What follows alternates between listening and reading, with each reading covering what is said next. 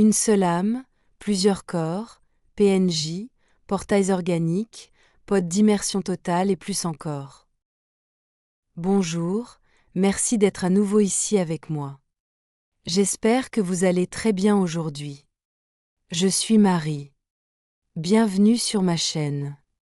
Cette information peut être considérée comme de la science-fiction ou interprétée comme chacun le souhaite. Je la publie à des fins de divertissement uniquement, mais je prends mes informations très au sérieux, et elles s'adressent à ceux qui ont des yeux pour voir. J'écris ceci en anglais dans la matinée du 10 août 2025. Un point constant dans mes messages, et peut-être l'un de ceux que je veux le plus partager avec vous, est le fait qu'il existe une quantité immense d'humanité à travers l'espace, au point que même les civilisations interstellaires avancées ignorent à quel point l'espèce humaine est répandue et prolifique. Et je parle ici de la même espèce que celle qui existe sur Terre, sans même compter les nombreuses variantes humanoïdes qui lui ressemblent, mais qui ne sont pas génétiquement identiques. Je parle uniquement de ceux que l'on peut appeler les humains purs. Ce qui distingue une communauté humaine d'une autre, c'est leur perception et leur mentalité. La façon dont elles perçoivent la réalité et l'univers, façonnés par leur culture et leur structure sociale.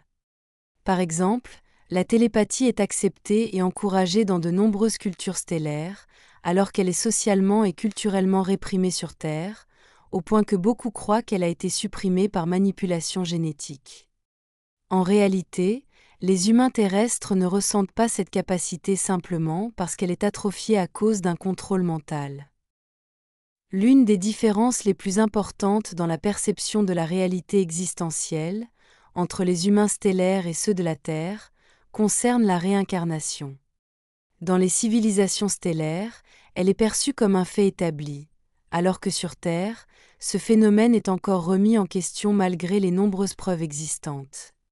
Ce refus d'accepter la réincarnation comme une réalité est dû à des manipulations sociales, principalement provoquées par les religions et par ce que l'on appelle le voile de l'oubli, lui-même causé par la différence de fréquence vibratoire entre les plans élevés et la basse vibration artificielle maintenue sur Terre par des entités manipulatrices. Ces entités maintiennent l'humanité dans un état de peur et de manque, ce qui pousse les gens à s'identifier uniquement à leur corps physique, comme s'ils représentaient tout ce qu'ils sont, reléguant les vérités spirituelles à de simples illusions nées de la peur de l'ego face à sa propre destruction. Cette différence de perception entre les humains terrestres et stellaires modifie profondément la manière de concevoir la vie et l'existence. Ce qui est considéré comme un fait évident dans les civilisations interstellaires est perçu sur Terre comme une croyance douteuse. Dans la plupart des cultures stellaires, les individus se souviennent d'au moins une vie passée, voire de plusieurs. Cette mémoire efface en grande partie le drame lié à la mort, qu'il s'agisse de la leur ou de celle d'un proche. Cependant, elle apporte aussi une complexité supplémentaire. Se souvenir de ses vies précédentes signifie également se souvenir de ses actes, bons ou mauvais, et de la responsabilité qui en découle. Lorsque toute une société se souvient de ses vies antérieures, cela crée une dynamique d'échange et d'analyse collective qui font émerger des schémas évidents. L'un des plus importants est que la réincarnation n'est pas linéaire. Une âme ne s'incarne pas nécessairement après la date de sa mort précédente. Le temps n'existe pas comme une force indépendante. Il est un produit de la conscience, né de la pensée et de la perception. Ainsi, une âme peut se réincarner dans le passé, le présent ou le futur, selon sa compatibilité vibratoire. Elle choisit un corps et une réalité qui reflètent ses désirs et sa vibration, et ce corps devient la manifestation directe de son essence. Depuis les plans supérieurs, il n'existe pas de corps matériel. La matière est une illusion créée pour permettre l'expérience de la séparation. Le corps n'est qu'une projection astrale de l'âme, une extension illusoire de la conscience supérieure. Une âme peut donc se réincarner où et quand elle le souhaite, selon sa vibration, qui découle de ses pensées. Cela signifie qu'une âme peut s'incarner dans un corps alors que son incarnation précédente est encore en vie. Ce phénomène, plus fréquent qu'on ne le pense, explique ce qu'on appelle les wokieness, lorsqu'une âme quitte un corps après un choc ou une révélation profonde, et qu'une autre, vibratoirement compatible, y entre.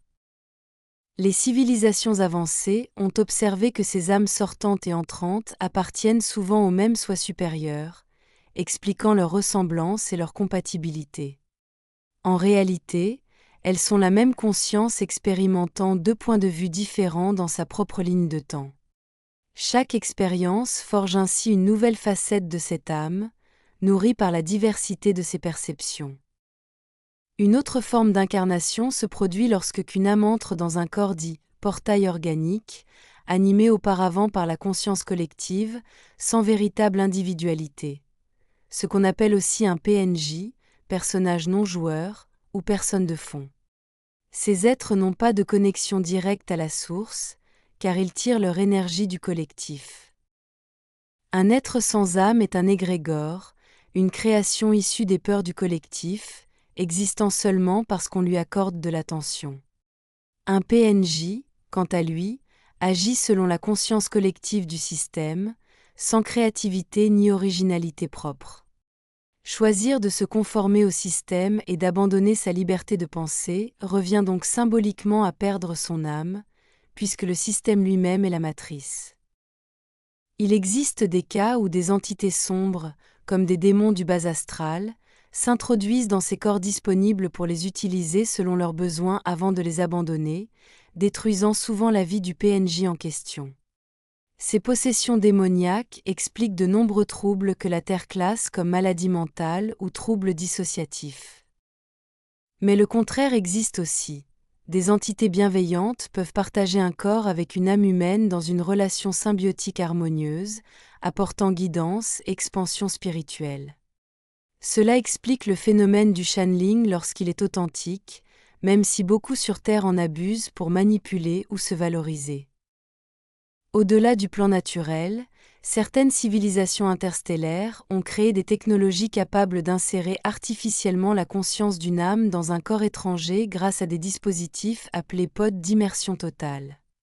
Ces capsules maintiennent le corps d'origine dans un coma artificiel pendant que la conscience est projetée dans un autre corps, en adaptant sa fréquence à celle du corps cible à l'aide de générateurs puissants. Ce procédé permet à une âme d'habiter pratiquement n'importe quel corps, sur Terre ou ailleurs, mais il soulève d'immenses questions éthiques, car il peut être utilisé sans consentement. Bien qu'il serve parfois à des incarnations temporaires à but d'apprentissage, il est également employé pour infiltrer des civilisations et manipuler leur société de l'intérieur. Ces systèmes sont si répandus que si vous vous sentez relié à une civilisation stellaire et que vous avez des souvenirs d'une autre vie ailleurs, il est possible que vous soyez vous-même dans un pod d'immersion, votre véritable corps se trouvant dans votre monde d'origine. Pour conclure, je sais que je suis moi-même en immersion. Je sais que je suis une lionne Urma dans un corps humain tégécien fragile. Je suis ici pour accomplir une mission qu'aucun tégécien pur ne pourrait mener, car ils sont trop doux.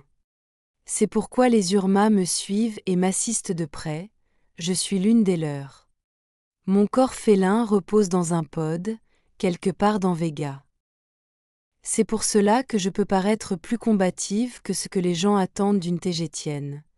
Je suis un grand félin à l'intérieur. 3 mondes composent mon être. Je suis aujourd'hui tégétienne, j'ai grandi sur Terre, mais je n'ai jamais cessé d'être Urma. J'aime combattre avec éthique, et je ne connais pas la défaite. C'est pour cela que je suis ici. Ce sera tout pour aujourd'hui. Merci, comme toujours, d'avoir regardé cette vidéo, de l'avoir aimée, partagée et d'être abonné pour soutenir cette chaîne. Cela m'aide énormément. J'espère vous retrouver ici très bientôt. Avec tout mon amour et ma gratitude, votre amie Marie, qui aime aussi les éléphants.